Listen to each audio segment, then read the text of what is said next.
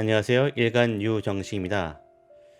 환경이 급변하면 대기업들은 지식 기반도 있고 고객 기반도 있고 이 자금 기반도 있기 때문에 이 변화의 충격을 잘 흡수할 수 있는 여력이 있습니다. 하지만 중소기업은 이 조직의 존폐를 걱정하거나 큰 기업에 종속될 가능성이 상대적으로 높죠.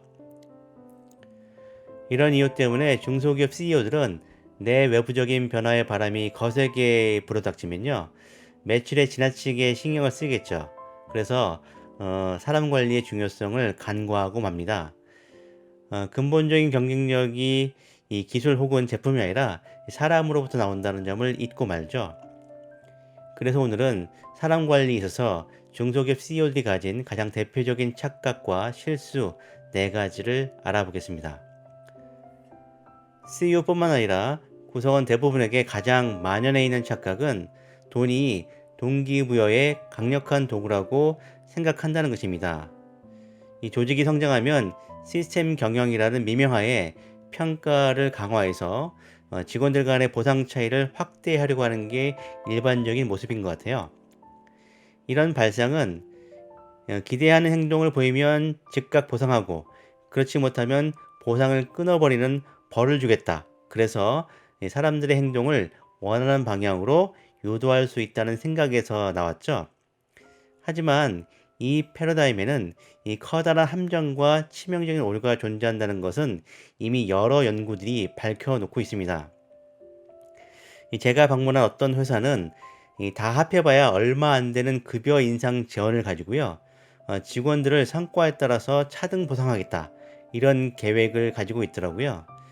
1년에 1인당 최대 100만 원 정도의 차등일 뿐인데, 이런 보상 차등이 조직을 활성화시킬 거라는 이 막연한 기대감을 드러내더군요.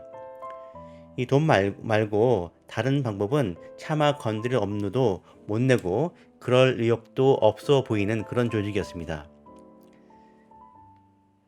두 번째 착각은요, 이 사람 관리에 있어서 일단 채용하고 잘 교육해서 쓰면 된다라고 생각하는 것입니다. 이 인력 수요가 많으면 스펙이 대략 맞는 사람을 뽑아서 빈자리를 메우는 게 보통인 것 같아요. 그래서 그러다 보니까 기업의 철학과 맞지 않는 그런 사람들을 많이 뽑는 그런 오류를 범하고 있습니다. 하지만 그냥 막 뽑은 직원들로 인해서 이 굴러온 돌과 박혀있던 돌 사이에 이 갈등 구조가 생기고요, 이 긍정적이었던 조직 분위기가 이기적인 문화로 변질되는 경우가 상당히 많습니다. 헌데 중소기업들은 이 회사 이미지와 보상의 한계 때문에 사람들이 지원해 주는 것만 해도 고맙다, 이렇게 말할지도 모릅니다. 그래서 일단 뽑은 다음에 교육을 잘 시키면 되지 않은가, 이런 변명을 하죠. 이 말이 이해가 가지 않는 것은 아닙니다. 하지만 착각이에요. 사람은 쉽게 변하지 않습니다. 이 기업에서 실시하는 몇 번의 교육만으로 직원의 기질, 소질, 가치관, 성격 이런 것들은 바뀌지 않거든요. 이 조직이 교육시킬 수 있는 부분은 업무 수행에 필요한 지식이나 스킬 정도입니다. 이 사람에 투자하라는 말은 교육을 잘 시키라는 말이 아니에요. 꼭 맞는 사람을 뽑아서 그들을 육성하라는 게 보다 정확한 의미입니다. 세 번째 착각에 대해서 말씀드리겠습니다. CEO들에게 어떤 직원들 높이 평가하냐, 이런 질문을 던지면요, 업무의 양보다는 질이 뛰어난 직원이라고 답하곤 합니다. 하지만 경영학자 킴벌리 엘스바우와 동료 연구자들은 이 간단한 연구를 통해서 직원들이 밤늦게 남아 일하는 모습을 얼마나 자주 보이느냐가 평가와 승진에 실제적으로 이 결정적인 요소로 작용한다라는 사실을 밝혀냈습니다. 단순하게 상사한테 얼굴을 보여주는 시간이 평가의 상당 부분을 좌우한다는 것이죠.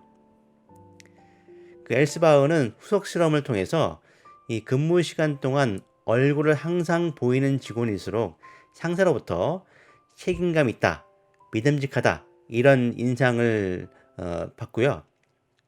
이 야근하는 직원일수록 이 칼퇴근하는 직원에 비해서 상사로부터 열성적이다, 헌신적이다 이런 평가를 받는다고 결론 내렸습니다. 이 결국 CEO는 직원들을 업무의 질이 아니라 업무의 양과 겉으로 보이는 충성심으로 평가하고 중용하는 그런 오류를 범하기가 쉽습니다. 마지막으로 CEO들이 이런 착각을 가지고 있어요. 새로운 사람 관리 기법 혹은 새로운 인사 제도가 모든 것을 해결해 준다. 이런 착각에 빠지기 쉬운데요. 스탠포드 비즈니스 스쿨의 마이크 헤너는 1995년부터 2001년에 걸쳐서 실리콘밸리의 181개의 중소기업들을 대상으로 인사제도가 성과에 어떤 영향을 미쳤는지 살펴보는 그런 연구를 진행했습니다. 그렇더니만 인사제도를 새롭게 수립하면 관리 비용이 높아지고요. 이직률도 증가했습니다. 이 매출과 이익은 떨어지고요. 그리고 도산 가능성이 2배나 증가된다는 결과가 나왔습니다. 이 연구는 이 사람 관리의 전략, 이런 변화가 항상 좋은 것만은 아니다. 이것을 깨닫게 해주는 그런 결과입니다. 이 변화는 오히려 그 자체가 리스크일지 모르거든요.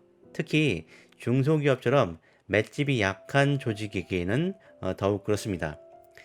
중소기업은 인사제도상의 변화를 추진하기 전에 반드시 그러한 변화가 꼭 필요한지 스스로 질문을 던져야 됩니다.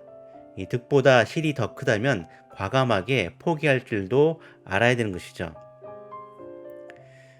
끝으로 이 어렵게 결정하고 천천히 결정하라 이런 조언을 드리고 싶습니다.